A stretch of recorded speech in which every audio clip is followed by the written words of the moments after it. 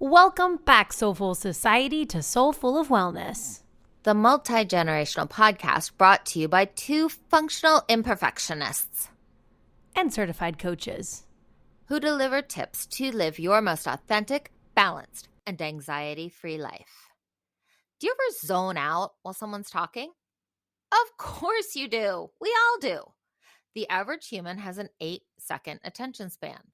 With so many distractions competing for our time and attention, listening attentively to someone else speak can be surprisingly challenging. Today, we're talking about how you can be a better listener. This will make you a better friend, parent, spouse, coworker, the list goes on. Giving someone the space to express themselves is truly the greatest gift you can give them, which is why today we're going to go over 6 tools you can start today in order to become a better listener.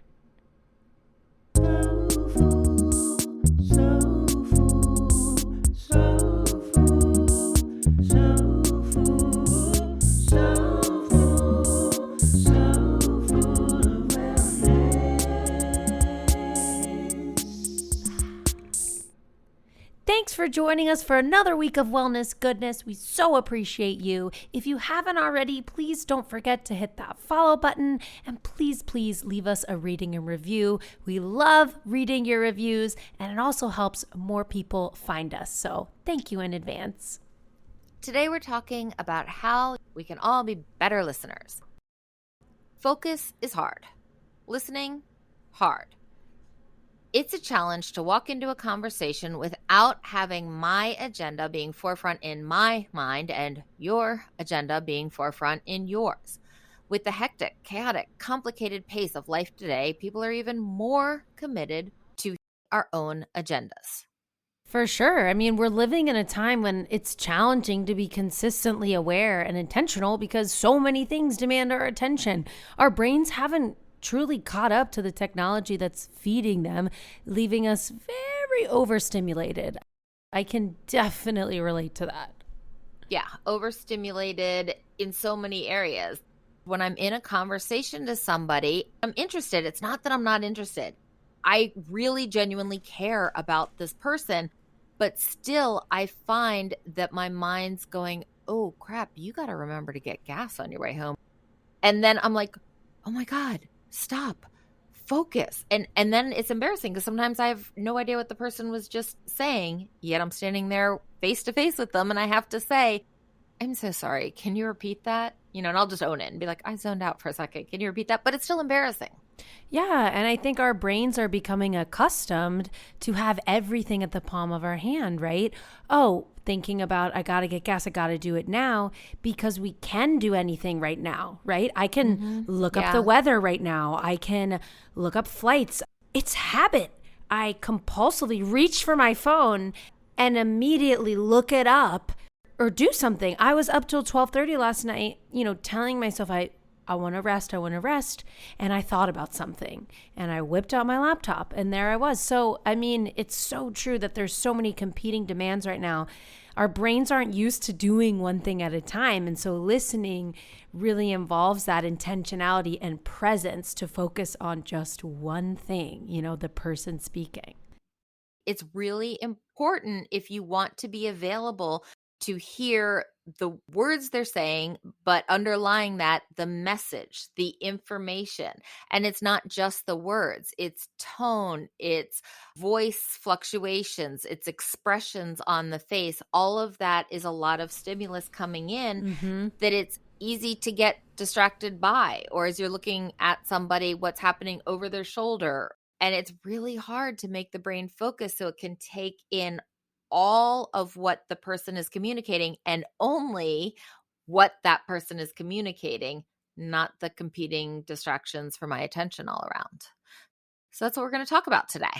Being open to hearing and really receiving new information, not just information that validates or confirms what we already think or how we already feel or what we already believe, but also open to learning new and different things.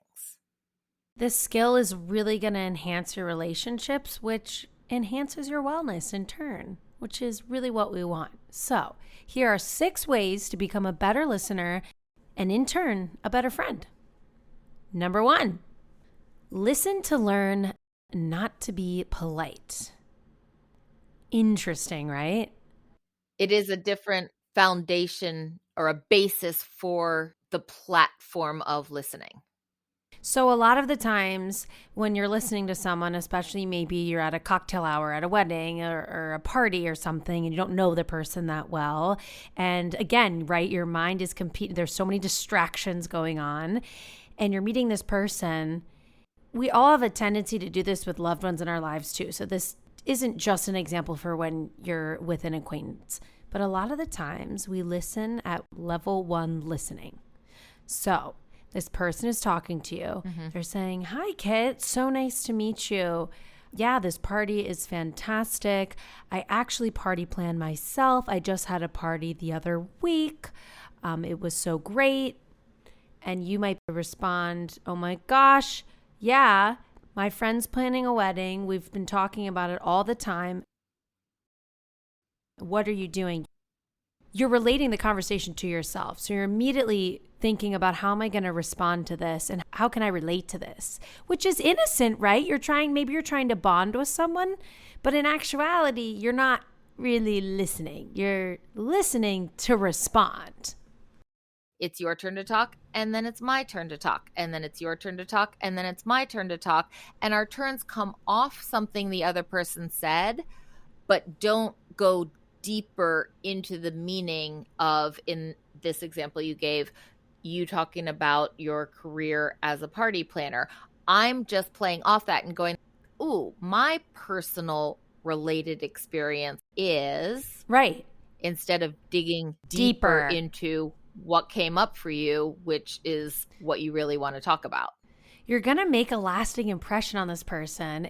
So let's say, use the same example. I'm a party planner, and you say, "Oh, that's so wonderful. What do you love about that?" Yeah, good question. Boom, you're listening to learn instead of listening to be polite.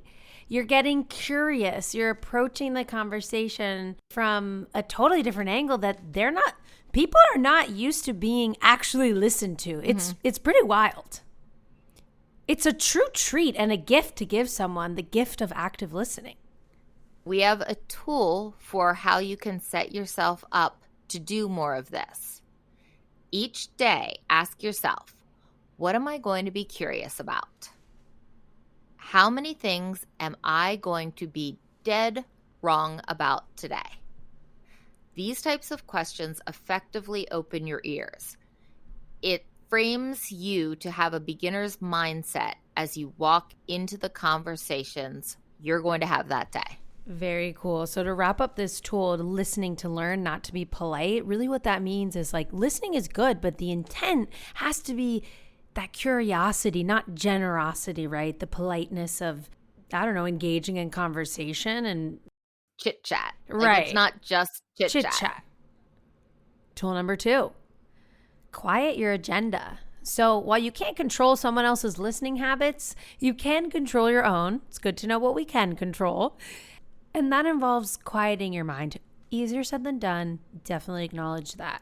Yeah. This one is tough. Yeah. Never promised you easy. Yeah. Just what you can do. It's tough. So to turn off those agendas that we have in the back of our mind and to really listen to what someone is trying to say, simply be open to information that's disconfirming, not just confirming information. So let's say your friend is going through something and you know they're probably going to bring that up when you see them, and you're already have preconceived notions about what to expect. So you're going to go into that conversation and look for confirmation bias instead of actually approaching it with tool number 1, a sense of curiosity, and tool number 2, quieting your agenda. It's tough. It really is. But if you go in with a bit of a more open mind, you're going to get more out of it. And so are they. As coaches, we have to quiet our agendas because we are the platform that is the safe space for the client to dig deep. If I let my mind wander, I'm going to lose my presence in that moment. That's potentially going to cause my client to lose focus. If I can stay present in the moment, which isn't always easy, but with practice, those skills grow. It helps my client stay present in the moment and coherently process through whatever it is he or she's working on in that moment. Beautifully said. And if you're actively listening to the client, you can then respond with a helpful question to really ignite in them that answer that they're looking for and that growth that they're seeking. So that's what we say. Listening is such a gift.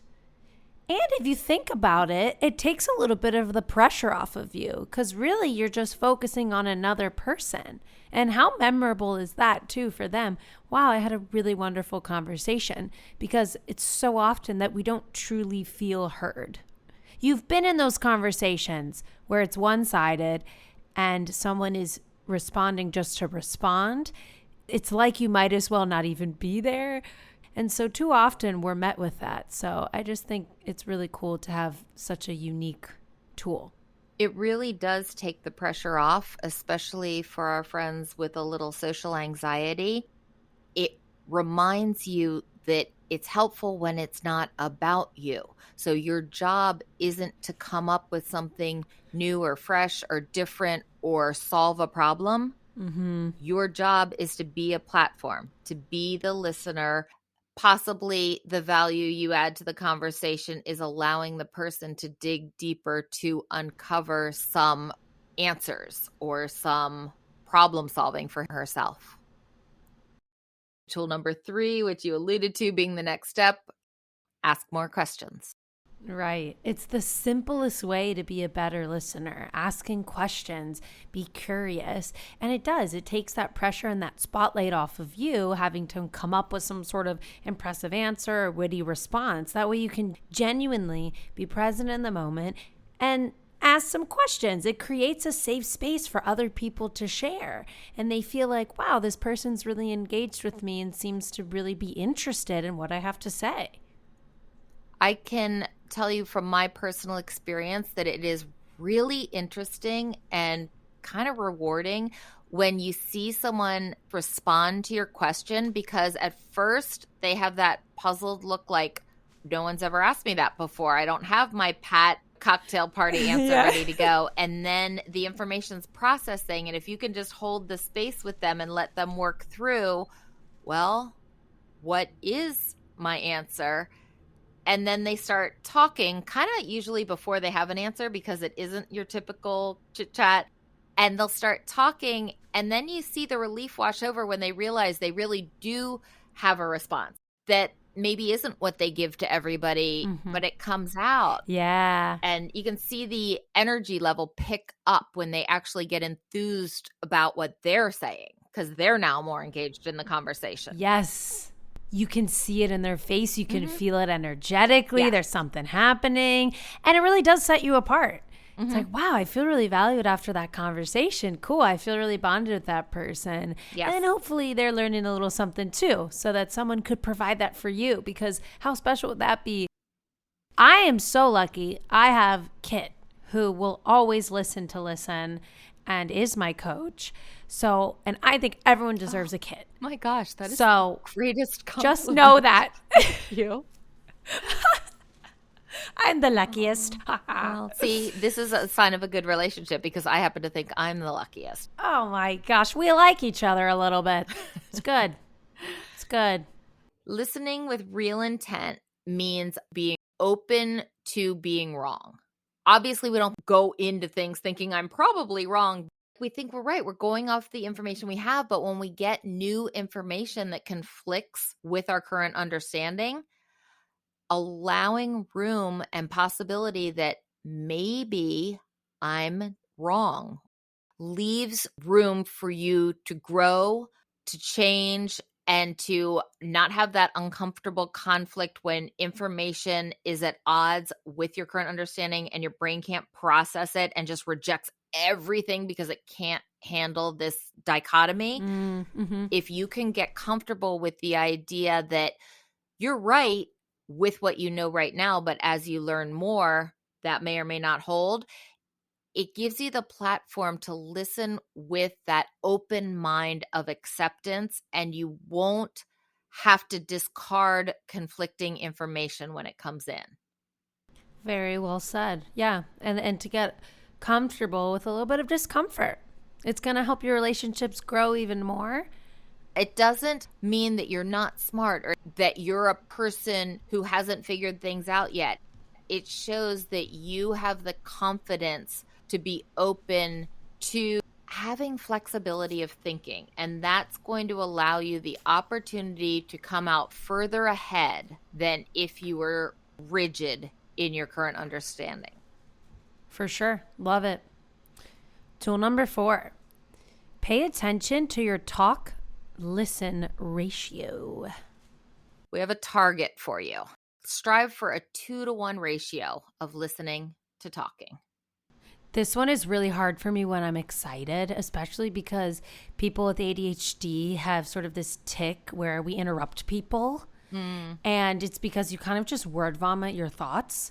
And so this one is definitely challenging, but it's good to have this little SMART goal, that target of listening to speaking ratio, especially, for people who kind of feel like they have a lot to say. I have some comforting info based on personal experience here.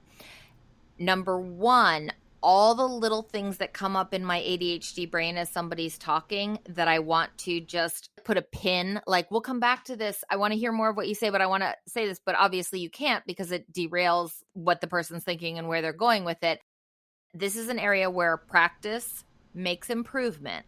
And as you get better and better about putting a pin in your knee-jerk response, I have realized how many of those things aren't relevant, aren't important, would have taken the conversation. Like, I'm so glad in retrospect that I managed the self-control to not interject with them, because when the person kept going, I realized how inappropriate or off topic or random, or that my brain came up with it, but only because I didn't have all the information yet and it actually wasn't on topic.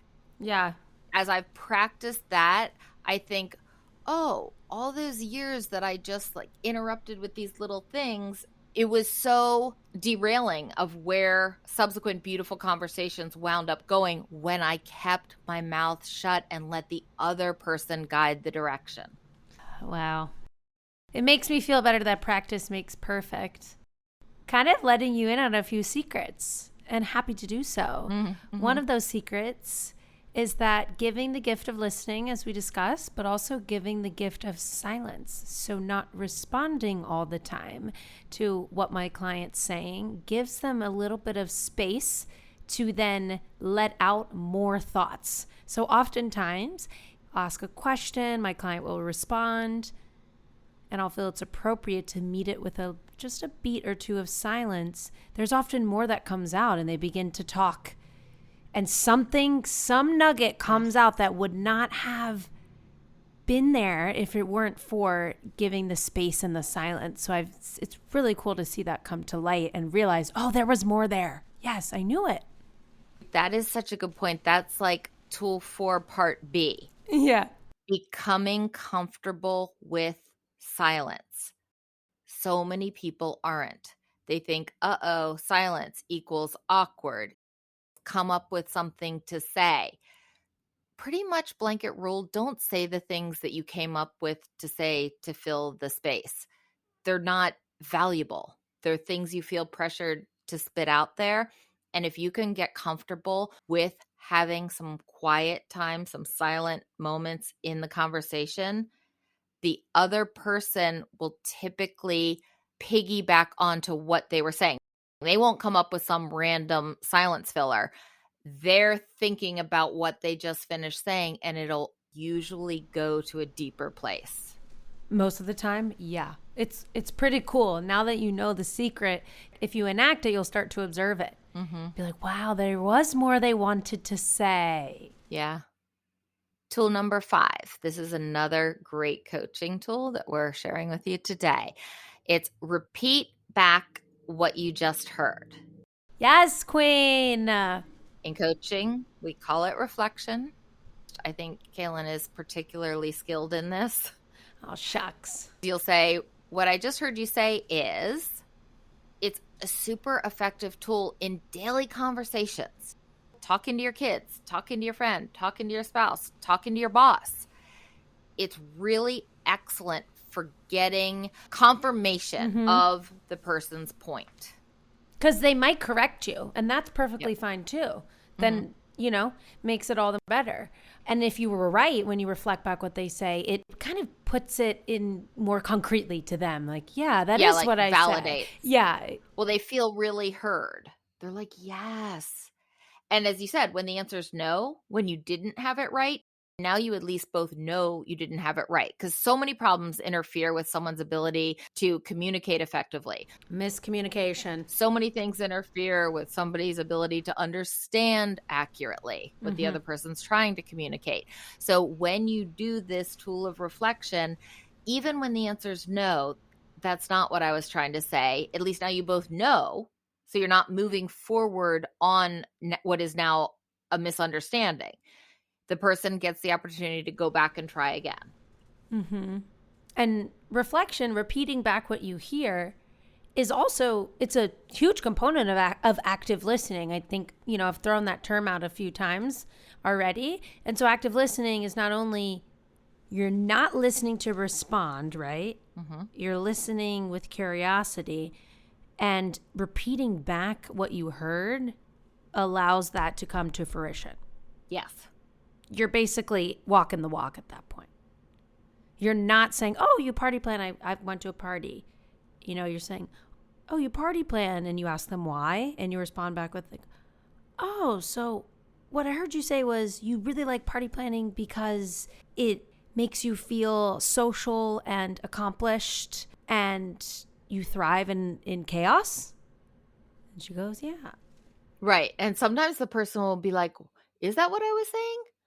Wow, I guess that really was what I was saying. And then they're all impressed with your ability to put into similar but different words, how they're actually feeling. And that's pretty cool when you hear somebody put your words and your feelings into their words and you hear it in their voice. It's incredibly validating. I've had clients say, oh my gosh, I didn't sound like that when I said it, but when you said it, it sounded so profound. And I'm like, babe, I'm just using your words. You said it. It's one of my favorite tools. All right, our final tool for today, tool number 6. Actually wait until someone is done, completely done, talking before you respond. The most difficult component of listening effectively is waiting for a period at the end of the sentence, giving that little space, and then formulate your reply. Don't start formulating when they're still talking. Pause, formulate, respond. This can be particularly difficult if you're dealing with a particularly long-winded person. Okay, this can be challenging. So just focus on your breathing and try to look at their mouth and what they're saying. And, just try your best. When you begin trying to formulate your response before the person is finished, you lose completeness of information being offered because your mind's now divided halfway between listening and halfway between thinking about what you're going to say. It's harder to get the gist, the true understanding of what they're laying down. And it's also hard to keep track of emotion and emphasis and facial expressions, all the other ways that people communicate besides just their words when your brain is shifting into response mode. Definitely. You mentioned when people are extremely long-winded. That's a great opportunity to use the reflection tool. When you get a minute. Or to make the minute for yourself where you're pushing pause for them. You're basically cutting in, not to cut them off, but to buy yourself some processing time to say, what I think I'm hearing you saying is... Yep. And then you leave it with like a ... so that they realize if it's a yes, that's what I'm saying, they get to continue. But you've now bought yourself some processing time because there's only so much your short-term memory can hold until it gets full, and then you start losing the beginning of what they said by the end of what they said. So you can use these tools to parse that out, especially when it's these longer-winded individuals, and buy that processing time for yourself. I love the way you worded that, buying the processing time for yourself. Yeah, that comes from personal experience, because I know I need that sometimes. I can feel my mind. It's like a little sieve, like that early information that I don't want to lose, but the container is full. So it's either going to start dropping out the beginning of what they said, or it's just going to cut off and I'm not going to get the end of what they said. So true. So relatable. Well, we've hoped that you've learned a thing or two about listening and hope that you enjoyed a few of the coaching secrets that we're so happy to share with you. If you have any questions, comments, DM us at Soulful of Wellness or shoot us an email at sfowpodcast@gmail.com. Thanks so much for joining us this week. Peace, love, and light. Peace, love, and light. The Soulful of Wellness hosts are certified health and wellness coaches. This podcast is intended to inform and entertain listeners on their wellness journey. This podcast is meant to enhance, not replace, listeners' care from doctors, therapists, or other medical providers. Soulful.